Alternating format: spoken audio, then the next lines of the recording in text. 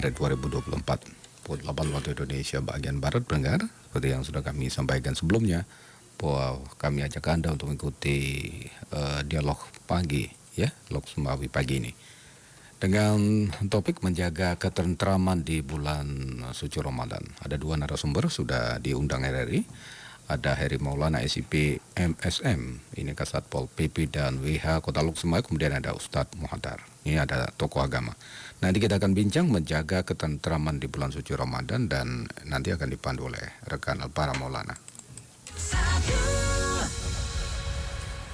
Ya, bismillah, assalamualaikum warahmatullahi wabarakatuh. Pendengar Pro 1 dimanapun Anda berada, seperti disampaikan rekan kami tadi, Bung Rudi, di pagi hari ini seperti biasa dialog pagi, namun kami menghadirkan narasumber kami untuk hadir di studio karena mengingat topik yang akan kami bahas ini cukup sangat penting, ya, sehingga penting sekali untuk menghadirkan dua narasumber yang berkompeten untuk menjawab persoalan-persoalan yang kita mengingat dalam beberapa waktu yang lalu di awal-awal Ramadan itu pemerintah bersama Forum Komunikasi Pimpinan Daerah ataupun Forkopimda Kota Lok Sumawe telah mengeluarkan seruan bersama untuk menjaga ketertiban dan keamanan di bulan suci Ramadan. Namun kondisi tersebut sempat diisi ataupun diwarnai dengan beredarnya ataupun tertangkapnya beberapa anak-anak remaja ataupun anak-anak, ya, yang ada di luar sana, ada di beberapa tempat. Nggak tahu itu begal atau itu tawuran biasa atau bagaimana. Nanti kita akan coba bertanya langsung dengan narasumber kami yang sudah hadir. Ada Kasatpol PP dan WH Lok Sumawe, Bapak Heri Maulana. Assalamualaikum Pak Heri. Waalaikumsalam warahmatullahi wabarakatuh. Ini kerja keras sejak sejak 1 Ramadan, ya. Kelihatan dari matanya masih merah, Pak, ya. Iya. Luar biasa, terima kasih banyak Pak sudah hadir di studio untuk memberikan informasi kepada pendengar kami. Kemudian ada juga tokoh agama Ustadz Muhadar. Assalamualaikum Ustadz. Waalaikumsalam warahmatullahi wabarakatuh. Ustadz ini juga seorang penyuluh di kemana Ustadz? KUA Banda Sakti, Kementerian Agama Lok Sumawe. Betul sekali. Nah, ini Ustadz kenapa kami undang? Karena beliau beberapa kali di YouTube-nya itu sering membahas tentang konsentrasi kepada tentang pendidikan terhadap anak, di mana di tengah-tengah Kota Lok Sumawe beberapa waktu lalu juga dihebohkan dengan berbagai kasus begal, ya Ustadz, ya. Iya. Nah, sehingga kami mengundang Ustadz Muhadar, mungkin ada pandangan-pandangan apa dari beliau terkait soal begal ataupun fenomena maraknya begal di Kota Lok Sumawe. Kita ke Pak Kasat dulu, Pak Heri. Ini pemerintah seperti kita tahu sudah mengeluarkan seruan bersama untuk menghadirkan keamanan dan kenyamanan selama bulan suci Ramadan. Dan seruan ini pun juga bukan hanya tahun ini, seringlah setiap Ramadan itu pasti keluar. Bahkan ada 2 seruan lagi malah kalau nggak salah untuk ini. Gimana Pak Heri kondisinya? Ya, mungkin untuk tahun ini seruan bersama mungkin ada tambahan yang mungkin dari dulu secara rutin dikeluarkan oleh Forkopimda, yang mana mungkin seruan untuk menjalankan bulan suci Ramadan bagi setiap masyarakat Lok Sumawe. Dan pada tahun ini kita dikeluarkan seruan Forkopimda tambahan sebelum keluarnya seruan Forkopimda terkait masalah bulan suci Ramadan, itu terkait masalah penanganan kenakalan remaja yang mungkin lagi sangat marak di Kota Lok Sumawe. Dalam hal ini Forkopimda mengeluarkan seruan terkait pembatasan jam malam dan lain sebagainya untuk menghindari dan minimalisir terjadinya kenakalan remaja di Kota Lok Sumawe. Jadi kita lihat mungkin setiap harinya bermasalah dan kejadian terus berulang, tawuran antar remaja dan pertama hanya beberapa kelompok, tapi sekarang kita lihat hampir semua anak-anak kita bergabung di dalam kelompoknya masing-masing. Ini luar biasa ya kondisi seperti ini. Tapi kenapa bisa terjadi? Bahkan tadi dibilang sampai setiap hari Pak Eri Iya. menemukan kondisi ini kan, padahal kita fokus untuk menghadirkan kenyamanan di bulan Ramadan ini. Ya mungkin dulunya saya melihat itu yang hal-hal ini kan terjadi di luar daerah kita, Betul. di luar Aceh, nah mungkin di Pulau Jawa dan lain sebagainya. Tawuran antar remaja, tawuran antar sekolah, tawuran antar geng motor dan lain sebagainya. Jadi pada tahun ini, pada akhir tahun ini kita dimulaikan kejadian tawuran seperti di luar itu di Kota Losmawe. Iya. Jadi atas dasar tersebut tanggap cepat pemerintah daerah bersama Forkopimda plus Kota Losmawe serta gabungan para alim ulama, tokoh masyarakat itu mengeluarkan seruan Forkopimda yang terkait mungkin dikhususkan pada kenakalan remaja dan berikut tindakan dan pembinaannya yang kita laksanakan sehingga mereka tidak jumawa juga tentang anak-anak kita biarkan seperti itu. Iya. Untuk menghadirkan kenyamanan Ramadan ini, Satpol PP ini kan menjadi garda terdepan ya, menjadi tulang punggung bisa kita bilang untuk menghadirkan kenyamanan kepada masyarakat melakukan ibadah dengan hadirnya kasus-kasus seperti tadi itu. Nah, adakah kita melibatkan personil-personil di lapangan untuk selalu menjaga itu, Pak? Ya, sesuai tupoksi kita yang sekarang sebagai penyelenggara keamanan dan ketertiban umum serta perlindungan masyarakat yang mungkin ditambah tugas di Aceh itu ada dengan penegakan dan penyelenggaraan syariat Islam. Jadi tugas kami memang include seperti judul kita diskusi pada hari ini, yang mana mungkin kita di Losmawe itu setiap saat kita terjunkan anggota kita ke lapangan.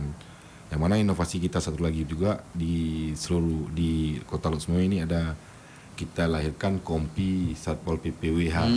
Udah ada kompi ya. Ya. Jadi yang mana mereka lebih gampang dan mungkin bisa masyarakat lihat setiap saat itu secara bergantian berpatroli, melakukan razia dan sebagainya. Jadi saya bagi 3 peleton yang mana mungkin setiap 1x24 jam mereka bertugas, ada 3 kelompok, 3 peleton sehingga 1 yang berhenti, dan setiap saat pagi, siang, sore dan malam, tengah malam mereka bergiliran berpatroli.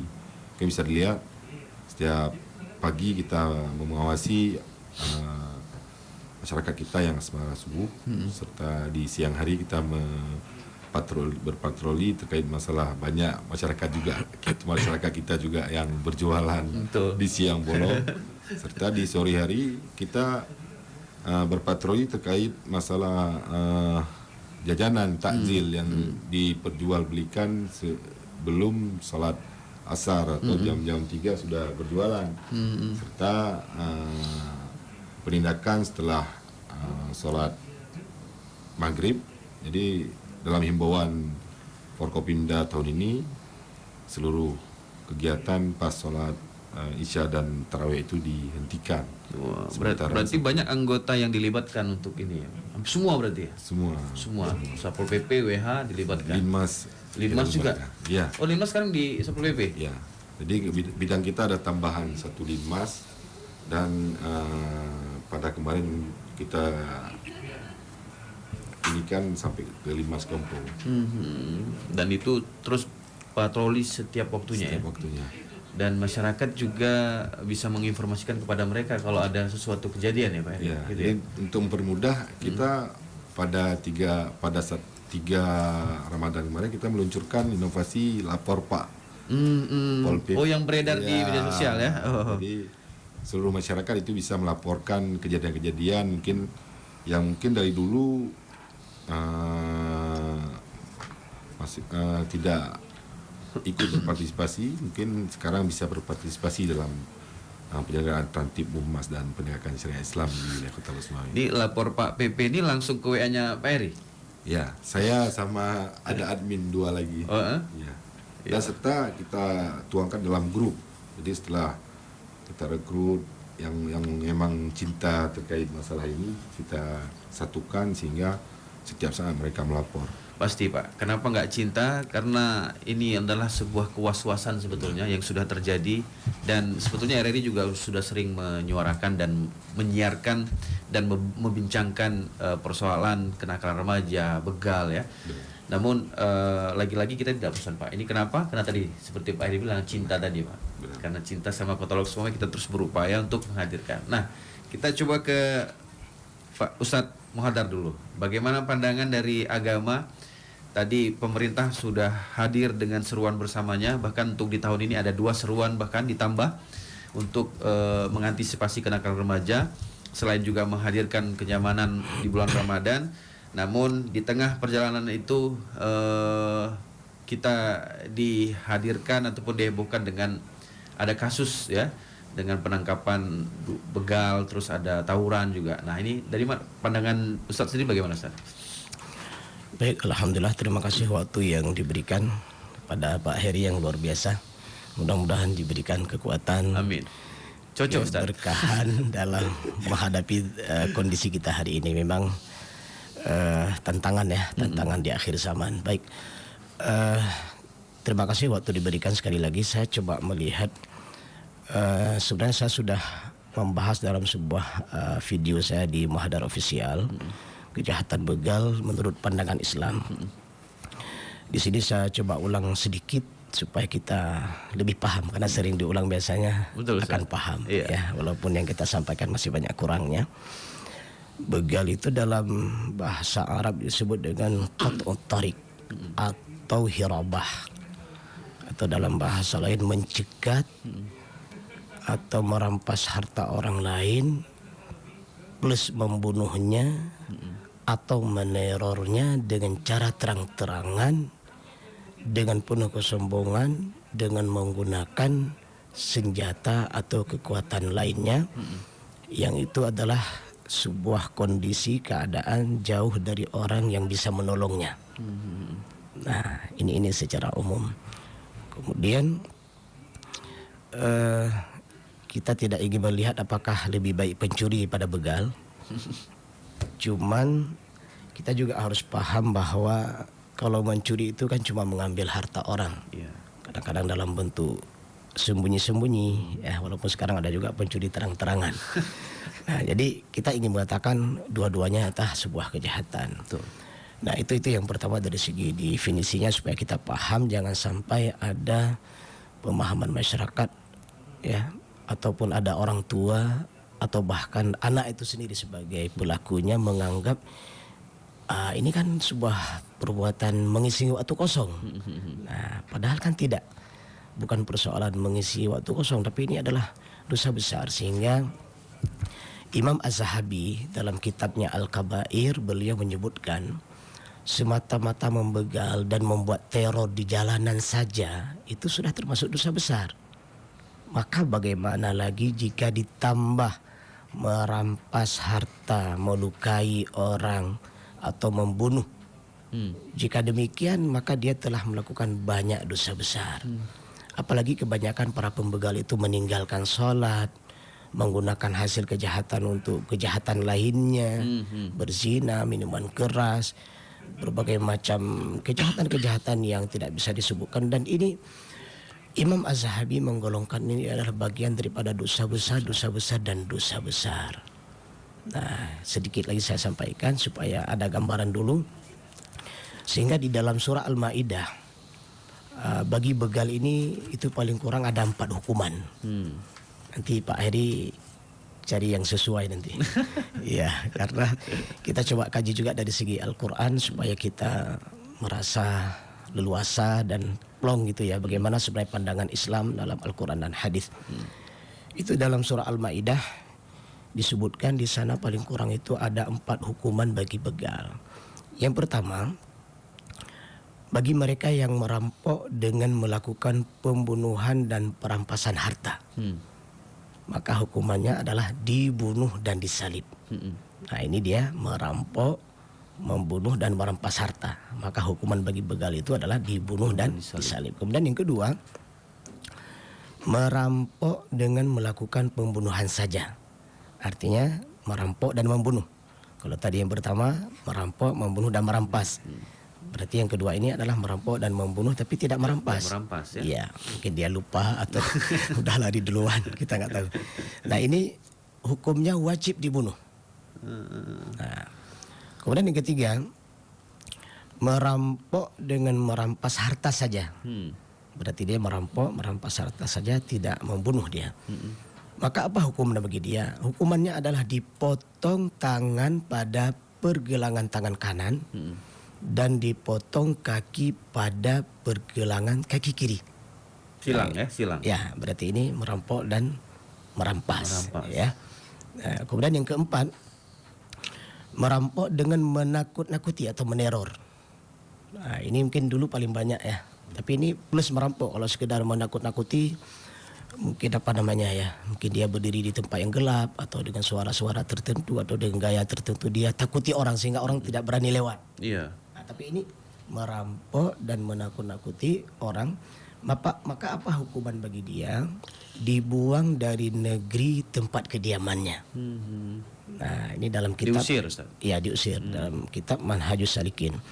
Di sini dijelaskan sedikit yang dimaksud dengan dibuang dari negeri adalah dipenjara. Nah, ini menarik, kita lihat di sini, saya coba kupas sedikit. Ini ada Pak Heri kebetulan, ya. Kita coba cari solusi di penjara. Nah, di sini menarik sekali. Katakanlah wabil khusus Aceh. Lebih khusus lagi adalah Lusmayo dan Aceh Utara. Ini daerah tugas kita berarti. Saya membayangkan sebuah gambaran sederhana dengan hukuman di penjara ini. Misalnya dapat satu kelompok begal, itu ditangkap dulu. Jangan dilepas. Nah, nanti dapat lagi, ditangkap lagi. Dapat lagi, ditangkap lagi sampai dengan sebuah catatan kita dari data yang kita miliki, tentunya juga kerjasama dengan polisi, tentara, mungkin juga ada Babinsa. Nah, kami juga penyuluh di lapangan, Masya Allah. Kita coba cari sumber sampai mereka tertangkap habis. Karena juga ada nama-namanya ya. Kita nggak berani sebutkan namanya karena namanya nggak baik namanya ya. Namanya kurang bagus. Pokoknya ada kelompok, ada nama kelompoknya. Dan ada seragamnya lagi kayaknya. Nih, Pak Heri lebih tahu nih. Ya, jadi ditangkap aja semua dulu, ditangkap semua, jangan dilepas. Nah, jadi subhanallah, bayangkan kalau misalnya 80% aja bisa kita tangkap. Kemudian dibuat pembinaan, ya, dibenahi imannya. Ya, bukan berarti kita yang menceramahi mereka kita udah lebih baik, tidak. Tapi ini kan bagian daripada panggilan tugas untuk saling watawasau bil haqqi watawasau bis sabri. Kemudian dibenahi akhlaknya. Nah, dan juga yang cukup menarik adalah di sini ada fatwa MPU, ya. Sidang paripurna 1 MPU Aceh di Gedung Tengku Haji Abdullah Ujung Rimba pada tanggal 28 Februari 2024 di Banda Aceh. Di sini mereka merumuskan bahwa perbuatan begal, perundungan atau bullying dan tawuran hukumnya adalah haram. Nah, ini kalau kita kaitkan dengan ayat dan hadis yang kita bacakan tadi ya, udah sama ini. Nah, ulama juga mewajibkan pemerintah daerah menyediakan tempat membina anak-anak yang menjadi pelaku. Nah, ini sudah dilakukan. Nah, cuma nanti berapa lama waktunya. Nah, makanya tadi kalau hukumannya di penjara dengan waktu tertentu dibina, kemudian dibuat sebuah kegiatan yang mengarahkan mereka menjadi orang baik. Kemudian bila perlu tambahan ya, setelah mereka dibina dengan durasi waktu yang cukup lama, itu buat perjanjian. Nah, karena dalam fatwa MPU ini juga disebutkan bahwa maka seluruh kerugian yang menjadi korban itu adalah menjadi tanggung jawab dari pelaku begal dan orang tua. Jadi tidak begitu mudah saja. Ya, ada kerugian di pihak ini. Baru-baru ini kita juga melihat ada yang ditebas badannya, ditebas mukanya. Kemudian banyak sekali kerugian-kerugian yang dirasakan. Nah, ini kan sangat dahsyat sekali, sangat sedih sekali. Jadi ada tanggung jawab. Nah ini di penjara ini tadi kita sampaikan sedikit lagi adalah ketika mereka telah ditangkap semuanya, katakanlah atau 80% dari jumlah mereka. Kemudian dibawa pembinaan, kemudian ada perjanjian. Nah, ini Pak Heri mungkin sudah dilakukan atau ini bagian daripada tambahan. kalau melakukan kembali maka apa konsekuensinya? Karena ada sambungan dari pemahaman dimaksudkan di penjara di sini adalah atau diasingkan. Nah ini anak dan orang tuanya diasingkan. Apakah dicabut KTP-nya, ya, catatan kependudukannya? Karena ini kan persoalannya di bawah umur. Ya jadi karena dia di bawah umur berarti kan ada orang tuanya. Iya. Saya nggak tahu juga pernah disampaikan orang tuanya nggak ada, ini juga buah hal yang sangat menyedihkan dan memilukan juga. Kalau nggak ada orang tua bagaimana ada anaknya? Nah ini juga persoalan. Nah jadi terlepas itu semua kita coba lihat hukuman yang atau kriteria dalam Al-Quran dan hadis ini. Jadi sehingga orang tuanya pun akan berpikir kalau catatan sipil itu mencabut kartu kependudukannya atau hak dia mendiami di tempat tersebut karena diasingkan. Nah ini bagian dari sebuah hal yang harus kita fahami. Maka kita melihat bahwa yang diarahkan ini sudah lumayan ya, tinggal memaksimalkan saja karena di sini dari keputusan MPO ini juga diharapkan pemerintah Aceh wajib merumuskan regulasi yang mengatur upaya pencegahan dan sanksi. Nah ini kita ulang kalimatnya, ada upaya pencegahan. Berarti di sini seluruh elemen terlibat. Betul. Sekolah, orang tua, Forkopimda tadi ya, kepenyuluhan, seluruhnya. Nggak mesti para ulama, semuanya terlibat. Bahkan dulu mungkin Pak Heri kita sering dengan ada namanya kontrol sosial. Nyoyah naudep libat ayo. Ya, jadi kita juga nggak berani mengontrol anak orang. Bahkan hari ini terkadang anak sendiri nggak berani kita kontrol. Nah ini yang harus difahami. Jadi adanya tempat yang tersedia, ya. Maaf saya ulang kembali tadi, pemerintah Aceh wajib merumuskan regulasi mengatur upaya pencegahan dan sanksi pelaku kejahatan pembegalan, perundungan dan tawuran. Ternyata di sini MPU sudah mengadakan sebuah kesepakatan dari hasil pertemuannya itu bukan hanya masalah begal, tapi juga masalah perundungan ya, yang ini juga menimpa anak-anak kita di sekolah, di lembaga-lembaga pendidikan, dan juga tawuran. Bertinyo menjadi penghadi abang berarti mantau yang Tuhan aturi ya.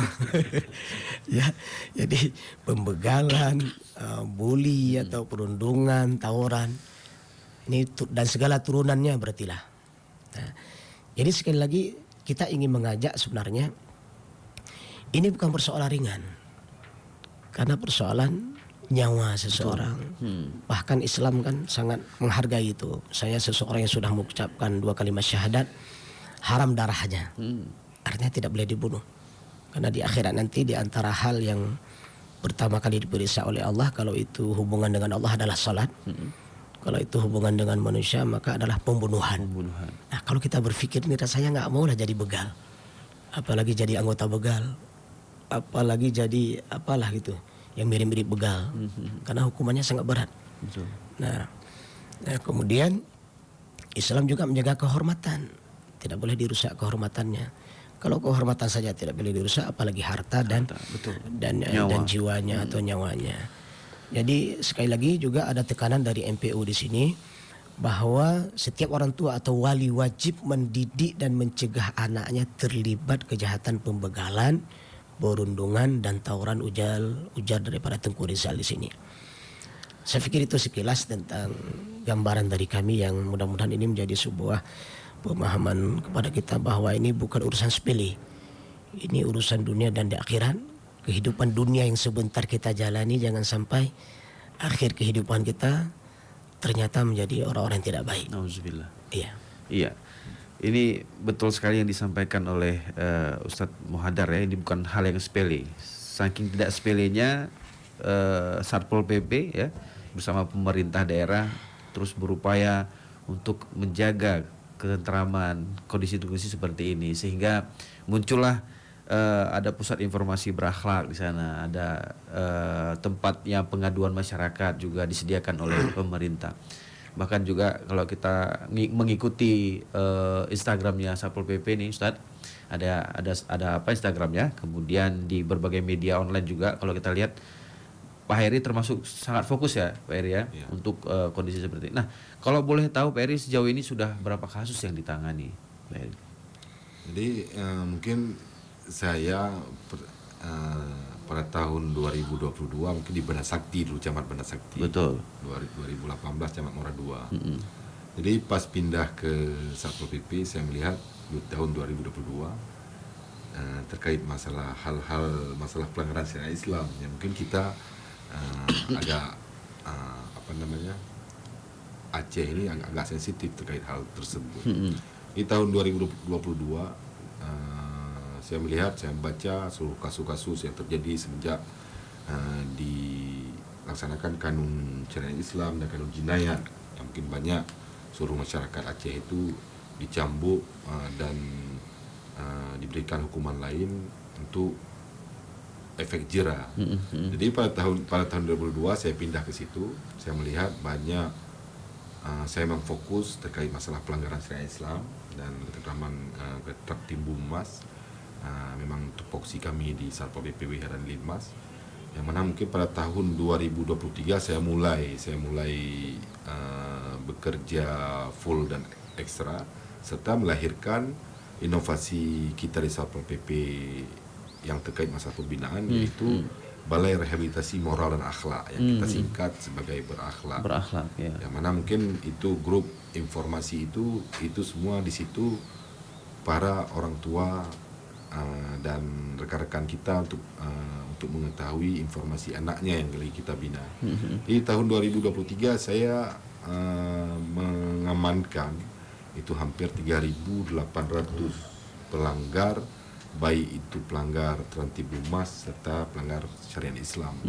Yang mana mungkin pada tahun 2023 ini pelanggar kebanyakan itu dari remaja juga. Jadi anak sekolah, kuliah dan sebagainya. Jadi hampir 70% itu mendominasi pelanggar itu dari remaja. Jadi di akhir-akhir itu baru timbul geng-geng dan lain sebagainya di tahun 2023 akhir. Dan seluruh pelanggar syariat Islam dan tertib Mas itu saya tahap pertama itu mengembalikan kepada pembinaan, Ustaz. Jadi mereka saya berikan 2 pilihan. Itu pilihan cambuk atau tobat untuk pertama kalinya. Saya menganggap karena kebanyakan masyarakat yang saya amankan itu dan yang melanggar syariat Islam serta tertib Mas itu rata-rata memang kurang dalam bidang agama seperti Ustaz sampaikan tadi. Jadi saya melihat hukum itu kan baru kita indikan kepada si yang bersangkutan ini apabila dia sudah mengerti. Jadi kita ajarkan, kita lakukan pembinaan. Ada juga di salah satu tupoksi kita itu terkait masalah pembinaan, dan saya melihat di tahun 2023 itu banyak pembelajaran yang saya dapati, banyak rintangan dan lain sebagainya. Dan rintangan itu bukan datang dari pihak-pihak lain, itu rintangan langsung datang dari orang tuanya. Yang mana mungkin terakhir mungkin Ustaz Membara tahu, kami mungkin berada di pra-peradilan, dilaporkan. Jadi terkait masalah, saya melihat rata-rata orang tua itu tidak menganggap anaknya bermasalah. Tapi di luar, anak-anak remaja-remaja ini bermasalah. Mereka rata-rata itu saya dapati itu menjadi mucikari dan lain sebagainya. Dan bersekolah tidak ada lagi. Jadi dari rata-rata pelanggar kita di tahun 2023 itu, berdasarkan evaluasi kami, itu 70% remaja dan anak-anak. Serta ada 30% dewasa, dan remaja itu ada yang siswa dan mahasiswa. Dan semua itu saya berikan untuk pembinaan kepada mereka, karena itu hak dasar mereka tanpa mengurangi hak-hak mereka, hak-hak rakyat. Yang mana mungkin dia tetap bisa bersekolah, dia tetap bisa berkuliah. Saya berharap mereka itu cuma hanya mendapatkan ilmu seperti Ustaz sampaikan tadi, sehingga hal-hal mendasar seperti di berakhlak kita itu kita ajarkan itikat 50 Ustaz, itu kita berikan. Setelah itu dia belajar baca Al-Quran serta belajar baca kitab. Jadi rata-rata saya melihat Al-Quran saja kurang bisa. Kurang bisa ya. Dan permasalahan dari seluruh pelanggar di tahun 2023 itu rata-rata masalah keluarga. Jadi seperti Ustaz sampaikan tadi, rata-rata pelanggar itu kebanyakan yang broken home, terus bermasalah dengan keluarga dan kurang perhatian keluarga. Yang mana mungkin akibat kejadian seperti itu sekarang mereka belajar menjadi si pelaku tersebut. Jadi tahun 2023 itu 2022 dulu orang di luar Aceh yang berdatangan, saya razia di Leuks Mawe ini, rata-rata yang saya tangkap itu orang dari luar Aceh. Iya. Di tahun 2023 awal sudah berangkat semua yang dari luar Aceh, udah pindah entah kemana. Di tahun 2023 awal itu sudah masuk orang Leuks Mawe. Di tahun pertengahan 2023 itu sudah masyarakat sekitar kita, kabupaten tetangga, yang mana mungkin setiap saat kita dapatkan itu, makanya kita harus kerja ekstra, harus kerja pagi siang malam dikarenakan pengunjung ini berdatangan terus ke Leuks Mawe. Betul. Jadi kita tertibkan ini datang yang lain, sehingga contoh saya kasihkan satu di lapangan Irak. Itu setiap malam kami sampaikan itu jam 10 sudah selesai. Oh, batas waktunya sampai jam 10 malam. Iya. Oke. Jadi untuk menghindari hal-hal yang tidak Iya. diinginkan, karena di samping masjid setiap malam kami harus datang untuk membubarkan. Padahal itu rutin kita lakukan sudah setahun. Jadi heran saya kenapa mereka tidak terbekas. Seperti Ustaz sampaikan tadi, sering kita sampaikan aturan kan berbekas pasti, tapi dikarenakan berganti masyarakatnya, maka kita maklumi masyarakatnya berganti, sehingga setiap malam, setiap saat kita harus menyampaikan secara terus-terusan kepada. Ya, kami berharap Satpol PP di bawah Pak Heri ini istiqomah juga. Insyaallah. Karena kita lihat juga kasus seperti penggunaan helm ya dulu ya Pak Heri ya. Nah, itu kan polisi juga agak kewalahan. Benar. Tapi alhamdulillah sekarang dengan menggunakan spion 2, kalau dulu kan rasanya canggung sekali menggunakan spion. Tapi sekarang masyarakat justru udah merasa terbiasa. Nah, saya berharap Satpol PP juga seperti itu. Terus berupaya, mudah-mudahan apa yang menjadi kekuatan dari Satpol PP ini bisa dimanfaatkan supaya ya seperti tadi lah, untuk menghadirkan kesadaran masyarakat seperti itu.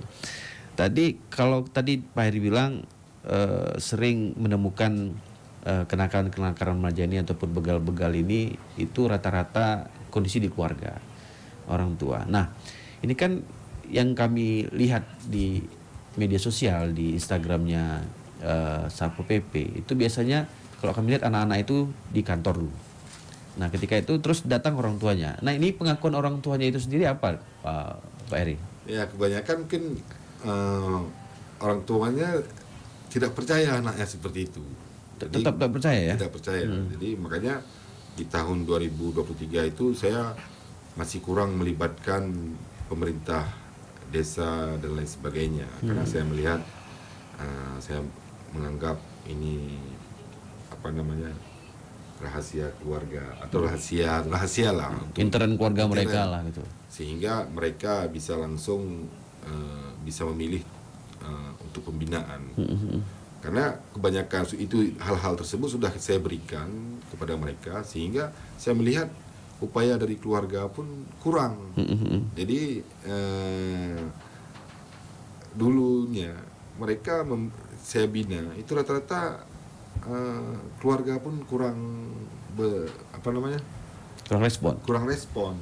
terhadap anaknya yang lagi dibina. Contoh, ternyata itu kami bersama jemaah tarbiyah itu menghidupkan hampir 100 orang. Masyarakat yang kita bina itu karena keluarganya itu tidak mau dibebani dari si atas kelakuan anaknya, padahal kita pemerintah sudah memberikan dispensasi kepada dia, padahal dia itu hukumannya seperti Ustadz sampaikan tadi, itu ada hal-hal beberapa hukuman yang harus kita berikan kepada dia. Di untuk tahap pertama kita berjalan dengan adanya, sehingga hal-hal pembinaan pun sudah menyeluruh atau pertama kan kurang percaya masyarakat. Tapi sekarang saya melihat kepuasan masyarakat terkait masa pembinaan itu rata-rata itu masyarakat datang sendiri dia bawa anaknya untuk dibina di berakhlak kita. Jadi terkait masalah kenakalan kenakalan remaja tadi, kalau begal di kita ini agak jarang. Jadi di kita ini di situasi di Lok Semawe ini kebanyakan memang kenakalan remaja dan geng kelompok-kelompok ini. Tapi Pak Eri kan ada bawa senjata tajam mereka seperti Pak Eri. Ya, itulah. Bahkan Satpol PP juga pernah dapat itu kan? Pernah. Kami juga pernah diseret sama mereka. Maksudnya karena kami tangkap kami tangkap anggotanya. Itu di depan kantor ada sekali dia ini kan. Jadi waktu kita amankan itu rata-rata kebanyakan itu menggunakan narkoba, tolim. Makanya mereka berani seperti itu. Makanya kami di kantor seperti Bang Barat sampaikan tadi, pertama di kantor kita lakukan pembinaan. Kenapa kita lakukan pembinaan di kantor? Karena di tempat berakhlak kita itu belum memadai kapasitas. Jadi di kantor itu pusat detox bagi mereka. Jadi ternyata saya melihat itu remaja-remaja kita itu ngelem. Nah, jadi makanya dia berani. Jadi situasi terjadi di lapangan itu sebelum mereka bentrok itu rata-rata ini. Ya, kemarin itu juga kalau nggak salah Pak Eri sempat menyebutkan kepada mereka Pak Eri menjadi ketua geng mereka. Ya. Nah, itu kenapa kena cerita itu? Jadi saya melihat mereka itu hanya butuh bimbingan dan arahan. Bukan berarti mereka ada yang ngatur atau sebagaimana? Gini, mereka ada pimpinannya masing-masing. Nah. Jadi ada beberapa juga udah kita dekati, saya tawarkan kalian boleh mengekspresi berkelompok, tapi kelompok ini kita arahkan ke jalan yang baik. Nah, kalau misalkan seperti Ustaz sampaikan tadi ada benderanya, ada bajunya dan lain sebagainya, itu kan tidak baik. Jadi ada namanya juga kita lihat kurang. Jadi saya arahkan mereka itu untuk berkumpul di Balai Tinggi Pengajian Rakyat sambil mengaji, sambil berkumpul sehingga ekspresi dan inovasi itu akan lahir dari mereka. Jadi dan masyarakat pun tidak menilai hal-hal yang jelek bagi mereka. Jadi dalam waktu dekat ini akan kita kumpulkan rencana semua dan mungkin untuk merangkul sehingga tidak terjadi hal-hal seperti ini. Iya, ini mengumpulkan semua seperti tawaran Ustadz Mohandar tadi ya. Mengumpulkan ada beberapa tadi di surat Al-Maidah menyebutkan Ayat 33. Ayat 33 itu menyebutkan ada 4 lah cara untuk mengantisipasi kejahatan ini. Salah satunya untuk mengumpulkan dulu Pak Eri tadi ya. Mengumpulkan dulu Ustadz ya, mengumpulkan nanti setelah udah kumpul semuanya baru diberi. Tapi itu udah dilakukan Pak Eri? Udah. Jadi kita ada datanya. Jadi malah sekarang kebanyakan dari mereka itu saya lihat putus sekolah. Nah, Jadi putus sekolah. Jadi di kita itu sudah kita lahirkan juga di Tarbiyah itu ada PAUD, SD Tarbiyah, SMP dan SMA. Jadi anak-anak yang putus sekolah ini langsung kita sekolahkan di situ. Jadi kebanyakan sekarang yang kita bina itu malah sudah melanjutkan pendidikannya di kita. Jadi langsung dia masuk daya sekaligus sekolah, Ustaz. Jadi hak-hak dasar masyarakat itu terpenuhi. Ya, sebetulnya mulia sekali Ustadz ya kalau kita lihat mendengarkan bagaimana cara yang dilakukan oleh Pak Heri dengan ya biasanya kalau di luar sana melakukan pembinaan itu kan jauh dari yang katanya ilmu agama. Benar. Pasti mereka melakukan pembinaan dengan menghadirkan orang tua, terus datang psikolog lagi, terus di penjara sebentar. Tapi kalau ini berbeda. Ada pandangan Ustadz kira-kira ada ini tanggapan? Baik, saya pikir mungkin yang lebih berhak membahas ini yang ahli sebenarnya ya. Cuman ya tidak salahnya kita coba berulang kali menyampaikan. Nah ini melihat kondisi yang terjadi hari ini adalah ini sudah terjadi, bukan belum terjadi. Dan yang paling kita sayangkan adalah korban. Jadi korban tersebut ada yang dibunuh, ada yang dirampok, ada yang ditebas. Bahkan kemarin itu di Banda Aceh malah masuk ke kedai kopi kemudian menebas orang-orang lagi ngopi dan seterusnya. Jadi kita berharap bahwa ini harus kita melakukan sebuah antisipasi secara integral. Nggak bisa sepihak, nggak bisa Satpol PP aja, nggak bisa polisi saja, nggak bisa tentara saja, nggak boleh Babinsa saja, jangan hanya mungkin Kementerian Agama di penyuluhannya saja, tapi ini harus integral. Jadi kalau kita bergerak integral, maka insya Allah semua dengan izin Allah akan bisa kita selesaikan. Maka yang terpenting hari ini adalah bagaimana kita berpikir. Kalau tadi sudah dilakukan pembinaan, nah juga sanksi juga harus perlu. Karena sanksi ini juga ditegaskan itu dalam keputusan musyawarah MPU tanggal 28 Februari 2024, juga dalam ayat Al-Quran yang kita baca. Karena mengingat kejahatan yang dilakukan itu sangat besar, dampak yang dirasakan oleh rakyat juga sangat besar, hukuman juga yang akan didapat oleh pelakunya juga sangat besar baik di dunia dan di akhirat. Maka mudah-mudahan ada sebuah sanksi yang tepat dan layak kita terapkan. Dan ini tidak bisa didiamkan, harus bergerak semua. Dan yang sangat menyedihkan adalah kalau misalnya ada kasus setelah didapat, dilepas. Nah ini kalau menurut pemahaman saya yang mungkin yang kurang ilmu ya. Kalau setelah dapat dilepas, ini kan akan memberikan angin segar kepada pelaku lainnya. Alah ini nama masalah. Tapu bujuk puyang ngalak tapoh gop tacok atau gop tarampok gop puyang na tapu bujuk barang kapu. Dia paling drop saya nyai pelulum. Nah ini sebuah hal yang nggak bisa diterima dengan akal sehat, apalagi dengan hukum. Nah kemudian hukuman-hukuman yang akan diberikannya tadi itu kan nggak boleh dilakukan oleh masyarakat. Baik itu dibunuh, disalib, kemudian dipotong tangan, kaki, termasuk di penjara. Ini kan ranahnya pemerintah. Betul. Apalagi kalau melihat kekuatan mereka itu dengan berbagai macam bentuk senjata.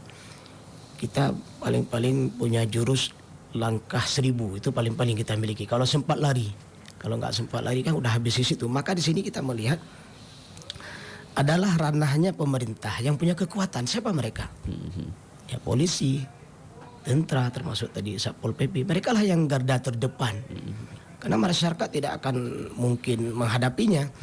Dan saya pribadi memprediksi ini, mohon maaf, mudah-mudahan salah prediksi saya. Ya. Kalau aparatur pemerintahan tidak bergerak cepat menghukum para begal-begal ini, maka akan terjadi hukum yang tidak diinginkan, yaitu hukum masyarakat. Bisa saja masyarakat akan membakar mereka, bisa saja masyarakat akan membunuh mereka. Nah ini kita sayangkan.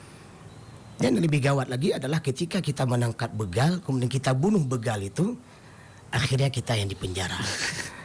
Nah ini juga persoalan besar. Dari dulu kita sebelum ada begal ini, kalau ada pencuri masuk ke rumah kita tangkap pencurinya, entah apa mungkin sedikit kita tempeleng dia, kenalah saraf matinya, akhirnya dia mati. Begitu proses hukum. Nah ini bukan pencurinya yang disalahin. Nah ini ada kasus di sebuah tempat, 4 pencuri masuk ke rumah, ditangkap sama satpam, ditangkap sama ahli bait di situ, 1 lepas, 3 meninggal di situ. 1 meninggal, 3 lepas. Dalam proses hukum, akhirnya yang 3 tadi itu pencuri, 3 orang menjadi saksi, yang tersangka adalah keluarga dan satpam di rumah tersebut. Kemudian akhirnya mereka ya akan menjadi tersangka. Ini juga persoalan. Makanya kita berharap semoga janganlah berlama-lama kasus kondisi yang kita rasakan ini. Apalagi ini Aceh ya. Nah saya pikir kita pasti punya solusi yang terbaik dalam mengatasi masalah ini. Gimana Pak Heri? Selain pembinaan tapi juga harus ada sanksi. Apakah selama ini sudah berjalan sanksi atau memang hanya sebatas pembinaan saja Pak? Saya lihat seperti ini. Makanya di tahun 2023 kita itu hampir 3.800 pelanggar yang kita amankan. Jadi mereka itu rata-rata setelah itu menjadi sahabat Satpol PP WH. Yang mana saya inisiatifkan atau inovasi kami satu lagi, sahabat Satpol PP WH. Kenapa? Dikarenakan kepekaan masyarakat saya lihat di Aceh sekarang atau di khusus Lusmaya itu sudah berkurang. Berkurang kenapa? Karena kan seperti Ustadz sampaikan tadi, lita drop, Leta drop tanya orang dituntut lewat dropnya. Jadi saya lihat di lapangan Hira pelanggaran syariat Islam itu kejadian di samping si bapak ibu itu. Jadi saya tanya kenapa bapak nggak tegur? Saya tanya kan, apa nggak tahu itu dosa di masjid nih? Malah saya apa? Saya tegur itu dia maki saya. Nah, jadi atas dasar hal tersebut kita keluarkanlah atau kita lahirkan sahabat Satpol PP yang mana mereka itu terdiri dari masyarakat yang sudah pernah kita bina. Jadi mereka kita bina secara berkelanjutan, Ustaz. Jadi mereka setelah di kita itu tidak lagi pergerakan mereka itu terpantau, dan setiap malamnya setelah dari berakhlak mereka itu melanjutkan di Balai Tinggi Pengajian Rakyat BTPR yang mungkin di Islamik di mana itu saya arahkan ke situ dan saya absen. Saya absen karena kan pertama pembinaan kita itu selama 3 bulan. 3 bulan itu full. 3 bulan nggak boleh pulang-pulang. Tapi kan rata-rata anak-anak sekolah. Iya. Bapak-bapak pergi cari rezeki, ibu-ibu mengurus anak yang pelanggarnya. Jadi kita kasih dispensasi, boleh bapak, ibu, adik, kakak melanjutkan kegiatan bapak ibu sekalian asal malamnya kita bina itu dengan durasi pembinaan itu berlanjut, itu hampir sekarang ada yang sudah 2 tahun itu saya bina, Ustaz Membara.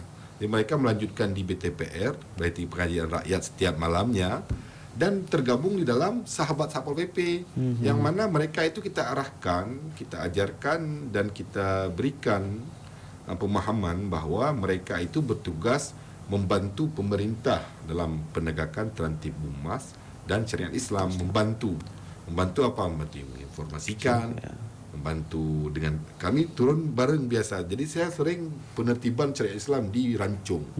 Kalau dulu dibilang ditantang-tantang kan, coba ke Rancung Pak Kasat, coba ke Rancung saya pergi dengan sahabat Satpol PP. Jadi saya arahkan, saya bangkitkan memang kepedulian masyarakat, karena seperti Ustaz sampaikan tadi tidak akan berhasil apabila kami hanya yang berfikir terkait masalah syariat Islam. Jadi perlahan masyarakat kita bangkitkan sehingga sekarang ini setiap malam saya sekarang tinggal tunggu kiriman dari sahabat-sahabat Satpol PP di seluruh Kota Lusmawe. Di kampung ini semalam kita diinformasikan dan didampingi pelanggaran syariat Islam di Kedai Cunda, di Melasah Masjid, di langsung bergerak itu kayaknya. Jadi di pusat informasi saya masukkan Membara, di situ Membara lihat di jalan aja kayak kemarin di SKB itu yang bahaya lagi, Ustaz. Ini kejadian baru ini, baru tahun ini kita melihat menyaksikan anak-anak itu buka puasa di depan khalayak ramai, ada 3 pasang buka puasa merokok terus dia udah kayak di luar Aceh yang kita mungkin nggak pernah seperti itu. Tapi kalau kita biasakan 10 tahun ke depan itu akan terjadi semua menyeluruh. Jadi kayak kemarin ada bergabung juga dengan penyuluh Ustaz, penyuluh Kementerian Agama. Jadi ada saya diskusi juga. Mungkin ke depan kita bergabung keseluruhan Ustaz. Jadi saya sekarang sudah kekurangan pendidik. Karena kebanyakan makanya saya lahirkan pendidik itu dari yang bandel tadi. Jadi yang bandel sudah kita bina, kita ajarkan, dia bisa ajarkan alif ba, kita suruh ajarkan alif ba. Jadi apabila kita bergabung keseluruhan kan lebih sempurna. Betul. Apa yang kita lakukan. Menarik dengan adanya sahabat Satpol PP ini, jadi bapak-bapak tadi yang dibilang sama Pak Heri tadi kan takut menegur karena itu perbuatan dosa. Di foto aja WA kirim langsung. Jadi kalau Satpol PP dan WH itu memiliki wewenang. Walaupun sebenarnya masyarakat punya memiliki wewenang. Cuman karena kondisi tadi seperti Ustaz Muhammad bilang, begitu kita datang nanti kita pula yang kena kan. Nah, mending seperti itu aja. Kirim videonya, fotonya, nih Pak Satpol PP tolong kerjain nih. Kan gitu ya. Tapi langsung ditindak ya? Tindak. Jadi kebanyakan sekarang di kafe-kafe kita Ustaz yang bahaya lagi. Itu cewek-cewek merokok di kayak umum. Nah, itu dia. Aceh. Ya? Jadi kalau kami cuma berjumlah anggota 313 orang. Jadi dengan ada sahabat Satpol PP kita tadi lagi ngopi, cewek-cewek misalkan dia merokok di khalayak ramai itu di video langsung dikirim ke saya, kirim ke saya, langsung datang saya anggota saya pegang terus langsung ke kantor. Nah, jadi semua kesalahan itu wajib ada hukuman. Baik itu hukuman pembinaan selama 3 bulan, gitu. Jadi nggak ada yang saya lepas. Kalau di Satpol PP itu jarang bisa lepas karena memang saya kasih 2 pilihan, cambuk atau taubat. Baik. Untuk di akhir perbincangan ini, closing statement dari Ustadz Muhadar dulu, Ustadz. Ini biar sedikit mencerahkan. Mudah-mudahan juga tadi perbincangan kita juga menghadirkan gairah untuk kita sama-sama menjaga kondisi Kamtibmas kita dari berbagai pembegalan lah segala macam. Ustadz, silakan. Baik, yang pertama kita coba melihat bahwa ini kan persoalan yang kita hadapi bukan sebuah persoalan yang besar dibandingkan antara Israel dengan Palestina. Di sana setiap hari rumah mereka dibom, rumah mereka dihancurkan, dibunuh dan seterusnya. Sementara kita ini hanya persoalan ringan sebenarnya, tapi akibatnya berat.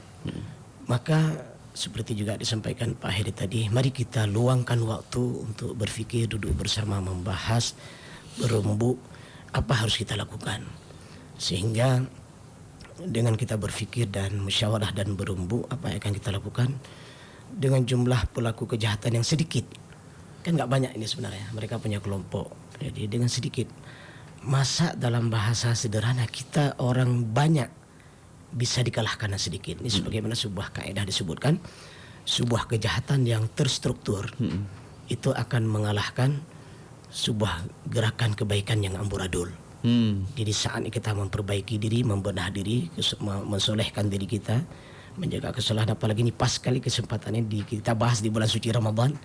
Mudah-mudahan dengan berkah Ramadan ini, insyaallah persoalan begal ini khususnya Aceh dan khususnya lagi Luk Sumedang dan Aceh Utara, insyaallah akan selesai dengan izin Allah tentunya, dengan menjaga ketaatan dan kesolehan kita. Itu aja. Baik, Pak Heri 1 menit untuk closing statementnya.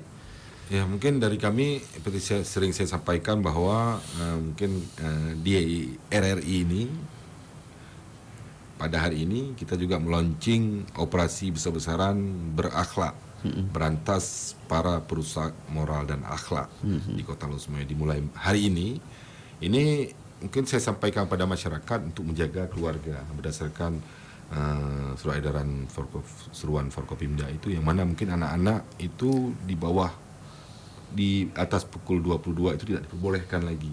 Jadi jangan nanti Bapak Ibu datang ke saya, ini asal kedapatan di lapangan, di jalan itu tetap kita amankan dan wajib 3 bulan. Nggak ada nego dan lain sebagainya. Jadi upaya persuasif sudah kita lakukan di tahun 2023. Ini tahun 2024 dan di bulan yang Ramadan ini kita mungkin lebih proaktif sehingga kelompok kecil itu bisa segera kita rangkul dan kita amankan sehingga kita dapat yang tingginya, sehingga kedepannya akan melahirkan generasi-generasi yang berguna dan menjadi tauladan bagi seluruh masyarakat Kota Lusmoyo. Baik, terima kasih Pak Heri, terima kasih Ustadz sudah mau berbagi informasinya kepada kami dan juga pendengar kami. Pak Heri jangan bosan-bosan, Ustadz juga jangan bosan-bosan karena kami akan telepon-telepon lagi ya. Baik, pendengar juga kami ucapkan terima kasih sudah mengikuti perbincangan ini. Mudah-mudahan ini bermanfaat bagi kita semua dan kami berharap untuk ambil andil menjaga ketertiban, menjaga keamanan tidak hanya di bulan Ramadan tapi di setiap hari-harinya. Akhirnya saya Albara Maulana pamit undur diri. Assalamualaikum warahmatullahi wabarakatuh. Waalaikumsalam.